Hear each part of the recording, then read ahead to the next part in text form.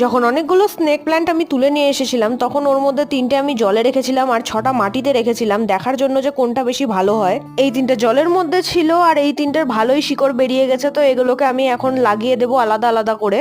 আমি সবসময় বলি দুটো গাছ আমার পার্সোনালিটিকে খুব সুন্দর স্যুট করে, একটা হচ্ছে পর্তুলাকা আর একটা হচ্ছে স্নেক প্ল্যান্ট। কারণ আমি সবসময় গাছের পেছনে নজর দিয়ে রাখতে পারি না, তার সত্ত্বেও পর্তুলাকা আর স্নেক প্ল্যান্ট খুব সুন্দর বেড়ে যায়। তো এই 3টে স্নেক প্ল্যান্ট লাগানোর পর এটা হলো সেই 6টা স্নেক প্ল্যান্ট যেগুলো আমি মাটিতে লাগিয়েছিলাম, কিন্তু এগুলো আমি কালকেই বের করে রেখেছি আর জলের মধ্যে রেখে দিয়েছি যেন রুট গুলো ভালো মতো পরিষ্কার হয়ে যায় আর ভালো মতো যেন দেখা যায়। তো এগুলোকেও আমি আলাদা আলাদা টবের মধ্যে আজকে শিফট করে দেবো।